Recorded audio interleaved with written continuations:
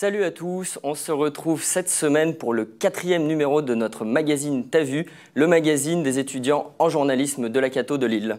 Cette semaine, au programme, l'élection du BDE est arrivée à son terme. Nous invitons sur le plateau Daniel Mamnet, président de la liste vainqueur. Une salle de jeu éphémère s'est ouverte à Euralille. Puis l'exposition Performance s'installe au Tripostal. Et enfin, si vous ne savez pas quoi faire de votre week-end, Juliette nous présentera son agenda.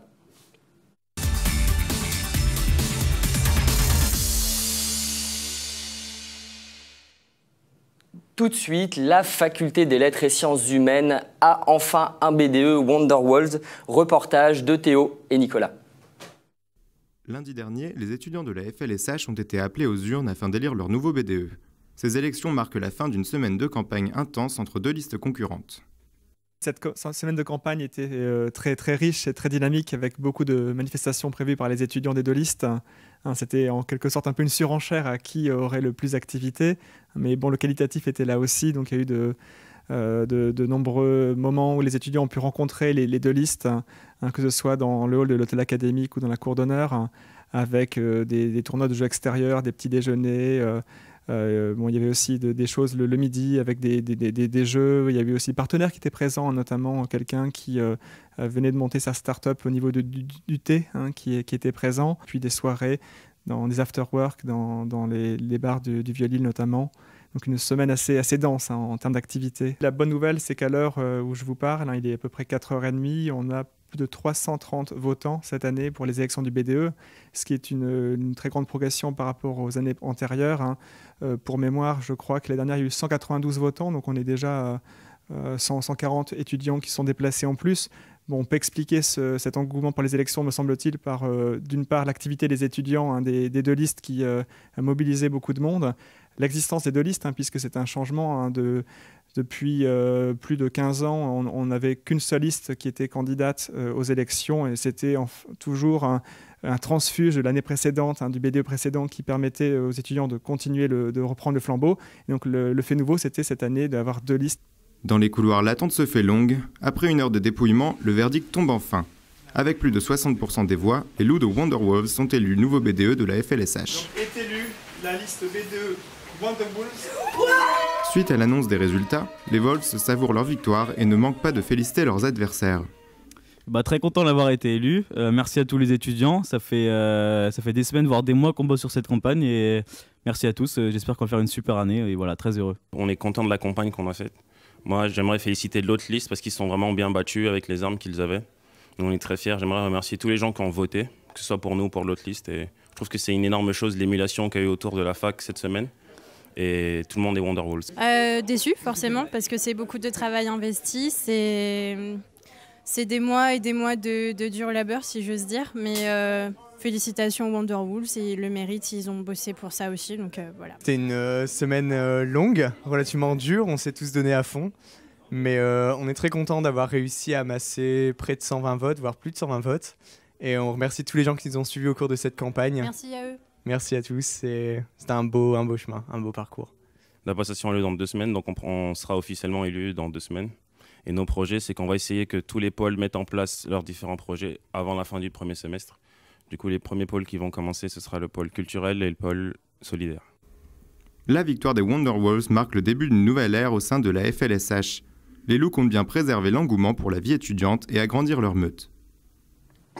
Et nous retrouvons donc non pas Daniel, mais David Mamnet. Bonjour David. Bonjour. Théophile. Théo, à toi de... Bonjour David, alors félicitations pour votre élection. Merci beaucoup. Du coup, vous venez d'être en place. Quelles sont vos premières actions? C'est ça, déjà on vient d'être élu, donc je pense que notre premier rôle c'est de fédérer un peu les étudiants. Parce que comme on l'a dit, comme on vient de le voir dans le reportage, il y a plusieurs listes. Donc il y a des étudiants qui n'ont pas voté pour nous, il y en a qui n'ont même pas voté. Donc en ne voulant pas faire la paraphrase d'homme politique, je pense que nous, on a vraiment envie d'être le BDE de tous les étudiants. Je pense que notre premier rôle c'est de fédérer toute la fac. D'accord, donc vraiment rassembler les étudiants. Et au niveau des activités, est-ce que vous avez déjà pas mal de choses prévues pour les semaines à venir? C'est ça. Le premier événement, ce sera le vendredi 20 octobre. Donc la semaine prochaine, il y aura la soirée de passation, qui est un événement festif et symbolique. Dans le sens où c'est festif parce qu'on fait la fête, mais c'est symbolique dans le sens où le BDE sortant, à savoir Majestic, nous remettra les clés symboliquement du BDE. Donc c'est notre premier événement. Après, on part en vacances et au retour des vacances, on va essayer que chaque pôle puisse mettre en place les différents projets qu'il veut mettre en place. On voit dans le reportage, votre élection est présentée comme un changement, une rupture. En quoi c'est une rupture? C'est ça, c'est une rupture parce que pour la première fois, il y avait 2 listes, donc il y avait une vraie compétition. Et du coup, pour le coup, la fac a vraiment respiré BDE toute la semaine. Et c'est génial, il y avait énormément d'engouement, de participation, c'est génial. Avant, il y avait, en fait, c'était une fausse élection, puisqu'il y avait qu'une liste, c'était l'ancien BDE qui remettait les clés à une... Comment ça se passait? Il y avait quand même une élection, mais il n'y avait qu'une seule liste qui se présentait à chaque fois. Donc c'était pas... Moi, je vois pas ça comme une fausse élection, je vois juste comme une élection où il n'y avait qu'une liste. Du coup, c'était une sorte de passation entre les BDE. Et là, c'est vrai que c'est la première fois en plus de 15 ans, il me semble que... Oui, c'est ce qu'on a vu dans le reportage, c'est la première fois en plus de 15 ans. Et pour les listes précédentes, c'était juste un vote, il fallait juste le strict minimum pour être élu. Quelle est selon vous l'action la plus difficile, le projet le plus difficile à mettre en place pour cette nouvelle année? Les projets les plus difficiles, ce sera les projets qui utilisent tous les pôles. Comme on a dit, le BDE est diversifié, il y a différents pôles, comme le pôle sport, le pôle culturel. Et les projets les plus difficiles, c'est les projets où on devra travailler tous ensemble. Par exemple, je pense au gala, qui mêlera le culturel et l'événementiel, mais qui mêlera aussi l'humanitaire, parce que notre gala sera un bal de promo et un gala de bienfaisance, c'est-à-dire que tous les bénéfices seront reversés à une association. Donc, laquelle? Une association que ce sera Make-A-Wish, et 50% Make-A-Wish, 50% un partage, une association basée en Côte d'Ivoire. Donc c'est l'association dont vous nous avez parlé pendant la campagne. Notre grand partenaire cette année, ce sera pour venir en aide aux enfants ivoiriens. C'est ça. Et du coup, je voulais revenir sur ce projet. Où est-ce que vous en êtes dans ce projet humanitaire? Parce que ça vous tient vraiment à cœur et c'est vraiment un fil conducteur pour... C'est ça, moi ça me tient vraiment à cœur. Mais pour avoir grandi en Côte d'Ivoire, j'ai pu voir de l'intérieur la précarité, l'extrême précarité qu'on peut voir en Afrique. Et donc du coup, on a un partenariat avec Partage, comme j'ai dit, et on va tout le temps faire des projets ponctuels à chaque fois. Du coup, le premier projet, en ayant un esprit de synthèse, c'est de pouvoir permettre aux étudiants de la FLSH de parrainer un enfant. Du coup, ce sera notre premier projet ponctuel. Après, en décembre, il y aura la période de Noël qui approchera. Du coup, je sais que dans certains hôpitaux ou dans certains quartiers précaires, les municipalités mettent en place un sapin de Noël pour tout le monde, parce que chaque famille n'a pas les moyens de se payer un propre sapin. Donc nous, on pourra travailler avec les municipalités, leur envoyer de l'argent ou leur envoyer des cadeaux par DHL pour justement mettre des cadeaux sous le sapin. Donc du coup, ce sera des projets ponctuels à chaque fois. D'accord. Vous êtes élu un petit peu à l'instar d'une élection politique sur un programme. Est-ce que vous apportez des garanties quant à la réalisation de votre programme pour ceux qui ont voté pour vous? Des garanties, non. Je pense qu'on a beaucoup parlé pendant la campagne et puis maintenant, c'est le moment d'agir justement. Du coup, on a plusieurs lignes directrices, comme on l'a dit, c'est de fédérer tout le monde. C'est aussi d'inscrire la FLSH dans le réseau inter-BDE de toute la Cato. Et on a notamment déjà la Fédé qui organise, qui rassemble tous les BDE. On a de la chance d'avoir une université. Au-dessus de nous, la Fédé, donc nous, on veut intégrer la FLSH au réseau inter-BDE. Et après, intra-FLSH, nous, on veut juste passer une année magnifique, que ce soit culturelle, événementielle, solidaire. Bon, nous vous souhaitons bon courage. En tout cas, merci David Mamnet. Merci beaucoup, merci de nous recevoir. Je vous en prie. Et tout de suite, on enchaîne sur une salle de jeu qui pose ses quartiers à Euralille. Reportage de Charlotte et Chloé. En France, 70% de la population se déclare geek. Une influence qui a inspiré une salle de gaming éphémère qui assure aux fans de jeux vidéo des heures de fun. C'est une salle d'arcade nouvelle génération, réinventée. C'est une salle d'arcade éphémère. Donc on est là installé à Euralille jusqu'à fin février 2018. C'est un concept où donc on retrouve à peu près toute l'histoire du jeu vidéo, de Pac-Man jusqu'à la réalité virtuelle d'aujourd'hui, en passant par des à côté du jeu vidéo, on va dire, qui sont Just Dance, le karaoké, le laser game, qui font partie de cet univers-là.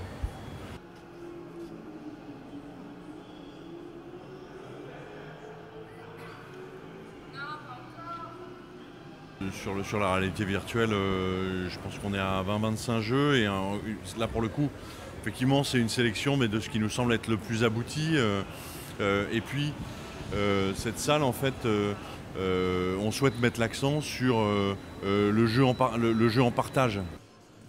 Mais les jeux, est-ce que c'est vraiment que pour les garçons? C'est vrai qu'on a mis par exemple des jeux de danse en pensant avant tout aux filles, et finalement on a plein de garçons qui y jouent. Je vois plein de filles faire du simulateur de conduite qui, par un paradigme, en tout cas un a priori qu'on a dans la tête, serait plus pour des garçons. En fait, tout ça fait pas mal sauter les a priori.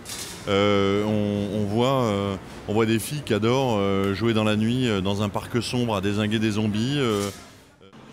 La réalité virtuelle demande un investissement considérable, mais alors, est-ce vraiment intéressant de se rendre à ces jouets plutôt que d'acheter sa propre console?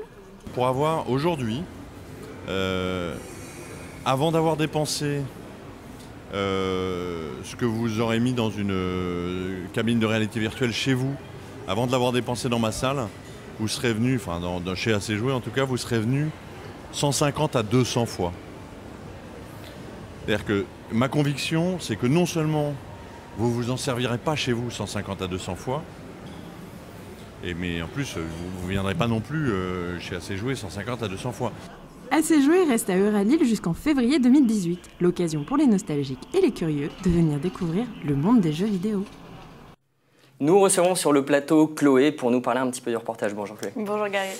On se demande un petit peu où elle se trouve cette exposition à Euralil, vous pouvez nous en dire plus? Alors cette salle éphémère se trouve au 3e étage d'Euralil. D'accord. Et elle a pris une place dans les couloirs, devant les magasins, c'est ça? Ça se trouve juste à côté de Wall Street English et je connais pas, mais... c'est là où ils font des cours d'anglais et une salle de sport. Donc en fait rien à voir, c'est vraiment. Donc dans un lieu de passage, les gens font leurs courses et se disent c'est quoi, on va voir. Exactement, entre les deux gares en plus, puisqu'il y a la gare Lille-Europe d'un côté et la gare Lille-Flandre de l'autre. Et au moins les gens peuvent venir comme ça, s'ils ont un train à prendre, le temps d'attente, ils peuvent le passer là-bas et jouer, se détendre et après prendre leur train. Et est-ce qu'on a des chiffres pour l'instant? Est-ce que c'est un succès? Alors ça a ouvert samedi dernier, donc pour l'instant on n'a pas vraiment beaucoup de chiffres. Mais en tout cas, ça a très bien marché. Si l'on en croit le gérant, ça a très bien marché. Parce que c'est pas la première fois qu'il présente cette salle à l'éphémère, donc elle a déjà posé ses quartiers dans d'autres lieux. Alors non, c'est la première. C'est la première. C'est la première. Oui. C'est un peu celle qui sera en phase test, avant peut-être d'aller dans d'autres provinces et à terme peut-être aller à Paris. Ok. Elle s'adresse à quel type de public cette salle? Elle s'adresse à tout le monde, finalement. On nous a dit qu'il y avait des familles qui venaient, des filles, des garçons, et que finalement, il n'y avait même pas d'âge précis, puisque c'est du plus jeune au plus vieux. Il y a tout type de personnes qui viennent jouer. Ils ne ciblent pas particulièrement une catégorie plus jeune pour leur montrer un petit peu l'évolution du jeu vidéo? C'est pas fait dans cet esprit. C'est pas fait. Enfin, on essaye de montrer quand même pas mal de facettes du jeu vidéo, parce qu'il y a des arcades, etc. C'est vrai que les jeux les plus jeunes peut-être ne connaissent pas forcément les jeux d'arcade, mais finalement non, il n'y a pas de tranche d'âge ciblée. C'est ouvert à tout le monde. D'accord. Eh bien, je vous remercie. Je vous souhaite une bonne journée. On enchaîne tout de suite sur un reportage au Tripostal où se situe l'exposition Performance, reportage de Camille. Le Tripostal, lieu culturel atypique, ouvre sa nouvelle saison avec une exposition bien particulière. Performance clôture la célébration des 40 ans du Centre Georges Pompidou, qui pour l'occasion a sollicité quelques 50 musées français.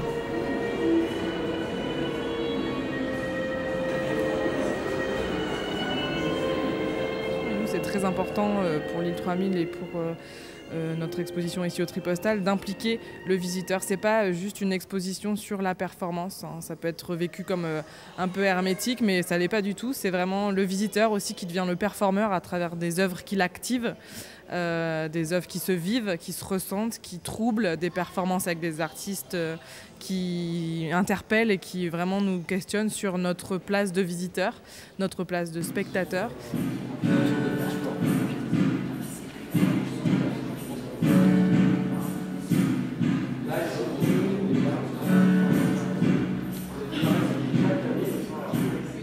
Qui regroupe une quarantaine d'artistes et autant d'œuvres à travers 3 sections. Donc le mouvement, le théâtre de gestes et les objets sonores. On a aussi des artistes qui vont performer en live pendant ce qu'on appelle les nuits du Tripostal. Donc c'est une exposition qui se vit à 100%, hyper dynamique, et avec des artistes, des pionniers de la performance des années 70 jusqu'à des artistes très actuels. Nous sommes nous-mêmes assises sur des chaises qui font partie d'une performance. Vous pouvez nous en dire un petit peu plus ? Alors tout à fait, on est devant un mur et avec des chaises, c'est une installation de l'artiste Larry Bott. C'est une œuvre qui s'appelle Walk the Chair. Et on peut prendre les chaises qui sont pyrogravées. C'est des citations qu'on retrouve de grands auteurs, d'artistes, d'intellectuels, de penseurs, qui nous renvoient tous au mouvement, puisque Larry Bott est une danseuse avant tout. Ce ne sont pas juste des chaises sur lesquelles on s'assoit, c'est une œuvre qu'on lit, qu'on regarde, qu'on touche, qu'on emmène. On en fait un petit peu ce qu'on veut dans l'espace d'exposition. Et voilà, donc on interagit totalement avec cette pièce.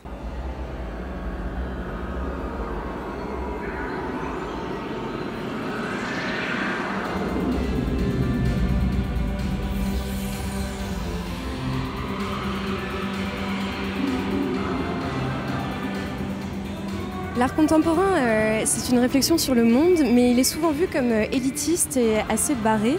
Est-ce que quelqu'un qui n'a pas forcément une culture artistique très profonde peut ici comprendre réellement le concept de performance, vous pensez ? Alors moi j'en suis complètement convaincue, et à Saint-Sauveur et au Tripostal, il n'y a rien d'élitiste, il n'y a rien d'hermétique, et il suffit d'avoir vraiment un petit peu la curiosité et puis de ne pas avoir peur de poser des questions. L'exposition Performance est à découvrir jusqu'au 14 janvier 2018. Vous pouvez prendre vous-même part aux prochaines interventions live d'artistes performeurs en vous inscrivant sur le site de l'île 3000. Et Juliette nous a rejoint sur le plateau. Bonjour Juliette. Bonjour Gary. Elle nous présentera juste après l'agenda de ce week-end.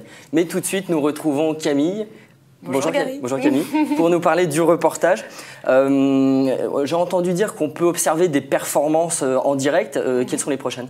La prochaine a lieu le 25 novembre.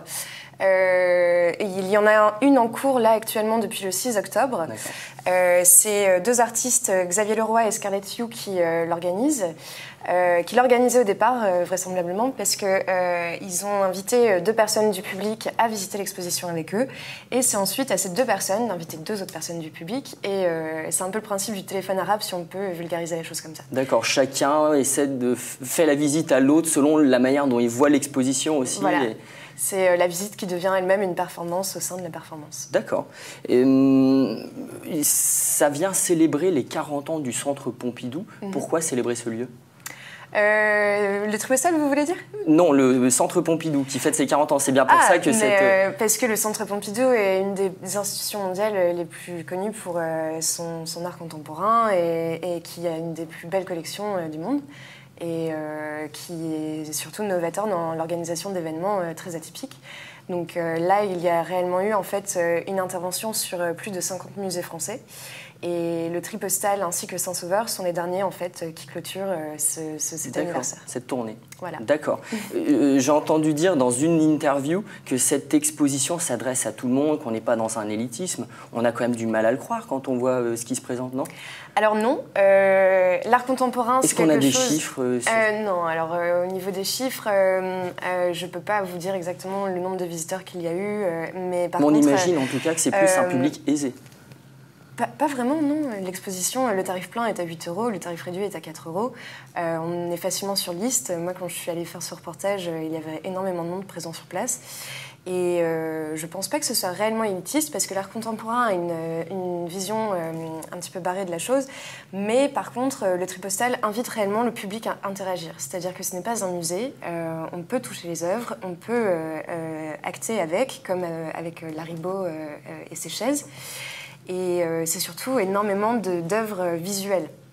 Et le Tripostal, ainsi que la gare Saint-Sauveur, sont vraiment propices à ce genre d'exposition, car ce sont des lieux culturels et non des musées, et où l'espace donne réellement une autre vision de ces choses. Très bien. Je vous remercie Camille. Mais merci à vous. Juliette, tout de suite, vous nous livrez vos petits plans pour ce week-end et on commence avec de l'art. On va commencer avec une exposition au Palais des Beaux-Arts qui s'intitule donc Jean-François Millet USA. C'est une exposition rétrospective qui propose un ensemble donc de prêts de grandes collections publiques comme privées provenant du monde entier. Et ça met surtout l'accent sur la postérité américaine de l'artiste. Ça a lieu du mercredi au dimanche de 10h à 18h, donc vous pouvez y aller ce week-end. Et si jamais vous ne pouvez pas, ça a lieu jusqu'au 22 janvier. Au niveau des expositions, il y a aussi donc, 10 visions au Flow à Lille. Ça vous propose une immersion dans le graffiti nordiste avec des mises en scène d'archives inédites, des toiles, des œuvres multimédia entre autres. Et ça a lieu samedi de 14h à 19h ou encore dimanche de 14h à 18h. On passe aux événements peut-être ? Oui, aux événements, allez-y. Il y a la 7e nuit des piscines qui a lieu ce soir. C'est gratuit, c'est ouvert à tous. On propose des animations dans une vingtaine de bassins de la métropole lilloise. Au programme, vous avez des discothèques aquatiques ou encore des salles de cinéma. Une sortie assez originale. Je vous conseille de vous renseigner auprès de votre piscine pour savoir s'il y a effectivement célébration de cette 7e nuit des piscines. Toujours dans les nuits, cette fois-ci, c'est la 4e édition de la nuit des bibliothèques qui a lieu demain soir, cette fois-ci. La métropole lilloise a choisi le thème de la science, puisque c'est toujours dans le cadre de la fête de la science qui a également lieu ce week-end et jusque dimanche. Donc si vous voulez y aller, je vous propose aussi de vous rendre dans la bibliothèque la plus proche de chez vous. Et enfin, on termine avec un spectacle avec Jérôme Commander cette fois-ci, qui après donc, un premier spectacle à succès, revient ce soir à Lille à 19h30. C'est 26 € et ça se passe au Spotlight si vous avez envie de passer une bonne soirée. Eh ben, de quoi muscler le corps et l'esprit. Merci Juliette. Tout à fait, de rien. C'est la fin de notre 4e T'as vu. On se retrouve la semaine prochaine. En attendant, excellent week-end et bonne semaine.